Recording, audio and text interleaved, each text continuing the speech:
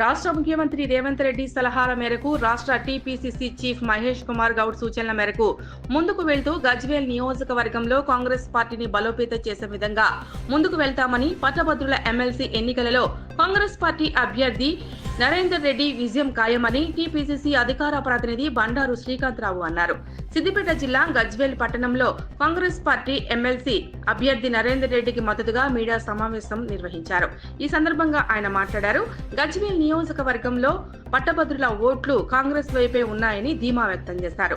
గజ్వేల్ నియోజకవర్గం నుండి కాంగ్రెస్ అభ్యర్థికి అత్యధిక ఓట్లు పడే విధంగా కృషి చేస్తామని, నరేందర్ రెడ్డి విజయం ఖాయమని అన్నారు. గజ్వేల్లో వర్గపోరు ఉన్నా మా దృష్టి మాత్రం కాంగ్రెస్ పార్టీ ఎదుగుదలే అని అన్నారు.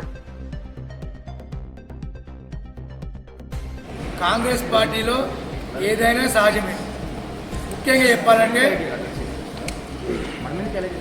గజ్వేల్ నియోజకవర్గ మాజీ శాసనసభ్యులు, జిల్లా పార్టీ అధ్యక్షులు,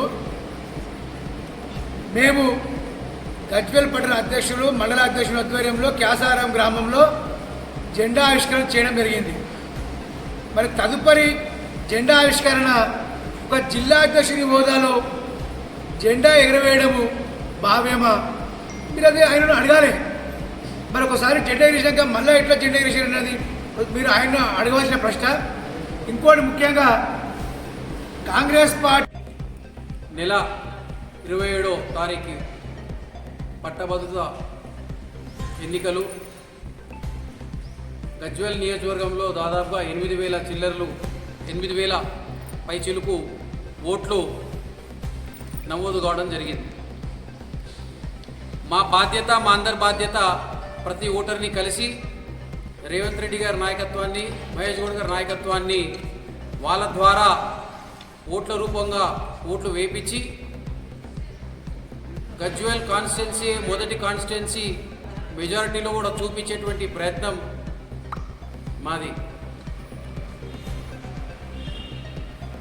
మేము చేసినటువంటి కార్యక్రమాలు, రేవంత్ రెడ్డి గారు చేసినటువంటి కార్యక్రమాలే మా ఆల్ ఫోర్స్ నరేందర్ గారి విజయానికి చాలా సహాయపడుతుందని చెప్పి కూడా మీ ద్వారా తెలియజేయడం జరుగుతుంది. మరి ముఖ్యంగా మీ ద్వారా ప్రతి ఓటర్కి రిక్వెస్ట్ చేయడం ఏంటంటే, సీరియల్ నంబర్ 2 ఆల్ ఫోర్స్ నరేందర్ రెడ్డి గారిపై మీ మొదటి ప్రాధాన్యత ఓటు వేయాల్సిందిగా మీ ద్వారా కోరుతూ, మరి వారిని కూడా ప్రతి ఓటర్ని నేరుగా కలిసి ఈ ఎలక్షన్స్ని ఒక గెలుపు దిశగా నడిపించేటువంటి ప్రయత్నం ఉంటుంది. ఆ ఫలితం కూడా సాధిస్తామని చెప్పి కూడా తెలియజేస్తూ ధన్యవాదాలు.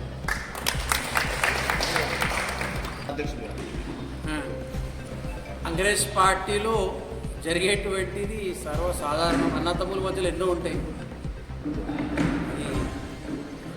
కాలం సమయం నిర్ణయిస్తుంది. వారంటే అపారమైనటువంటి గౌరవం నాకు. ఎవరైతే మీరు అన్నారో వారు అపారమైనటువంటి గౌరవం. మరి వారి సూచనలు కూడా మాకు ఎన్నో కావాలి.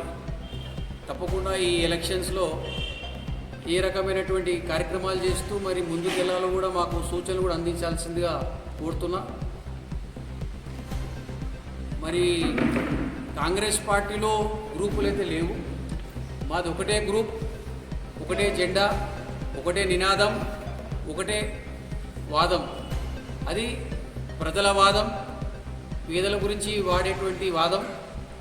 మరి మేము జిల్లా గ్రామ అధ్యక్షుడిని, మండల అధ్యక్షుడిని, జిల్లా అధ్యక్షుడిని, మరి ముఖ్యంగా రాష్ట్ర అధ్యక్షుడిని గౌరవించుకునే సంస్కృతి కాబట్టి మాకు వేరే ఆలోచనలు లేవు. మరి అది తప్పిదం జరిగిందనుకుంటా, ఆయన ద్వారా తప్పిదం జరిగిందనుకుంటా, నోరు జారి మాట్లాడడం జరిగిందనుకుంటా నేను అనుకుంటున్నాను.